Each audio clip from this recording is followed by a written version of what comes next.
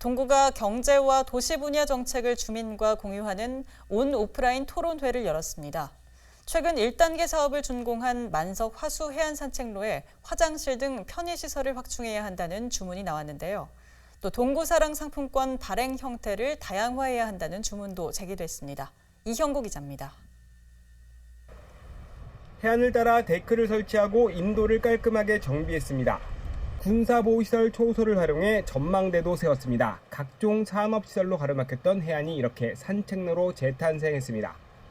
동구는 이번에 1단계를 완성한 데 이어 오는 10월까지 2단계 구간 0.9km를 완료하고 2028년까지 전 구간을 완성할 계획입니다.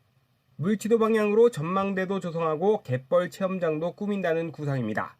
다소 아쉬운 건 아직 화장실 등의 편의시설이 없고 진입로가 복잡하다는 겁니다.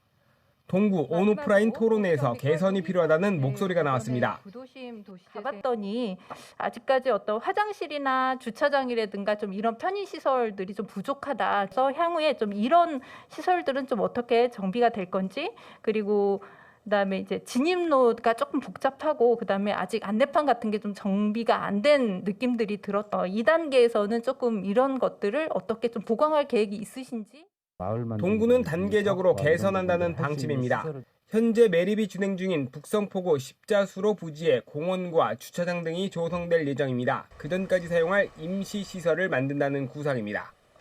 올 10월에 설치할 때는 그 2단계 쪽에는 임시 화장실을 설치할 예정이 있기 때문에 그 부분은 조금 불편하시겠지만은 우리 주민 여러분께 좀 이해를 구할 수밖에 좀 없는 게 그 현실입니다. 그래서 이 그 북성포구 십자수로가 그 매립이 완료가 되는 9월이 지나고 한 2년 정도만 지나면은 그곳이 아마 더 그 주차장하고 그쪽 진입로가 되기 때문에 우리 동구사랑 상품권 개선 방안도 제시됐습니다. 인천 이음이 활성화되는 가운데 기초단체에서는 서로 이음 등 지역 특화형 전자상품권을 발행하고 있습니다.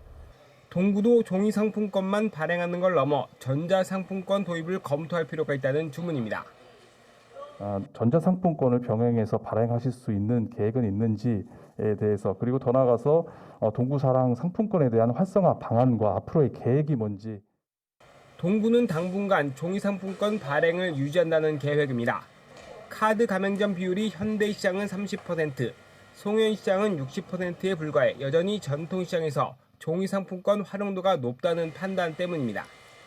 지난해 동구사랑 상품권 발행액이 137억 원에 달하는 등 효과도 입증되고 있다는 분석입니다. 다만 카드 가맹점 비율이 높아지면 전자상품권 발행도 검토하겠다고 밝혔습니다. 전통 시장에서의 카드의 보급률이 조금 높아진다라면 그때 이제 병행을 좀 하려고 저희도 계획을 하고 있는데 아직까지는 카드 보급률이 좀 낮기 때문에 조금 저희가 더 앞으로 적극적인 홍보를 통해서 카드 보급률을 높인다라면 전자 상품권과 같이 병행을 할 수도 있습니다. 그리고 동구는 코로나19 상황을 고려해 정책 토론회를 온 오프라인을 병행해 진행하고 있습니다. BTV 뉴스 이영구입니다. 조금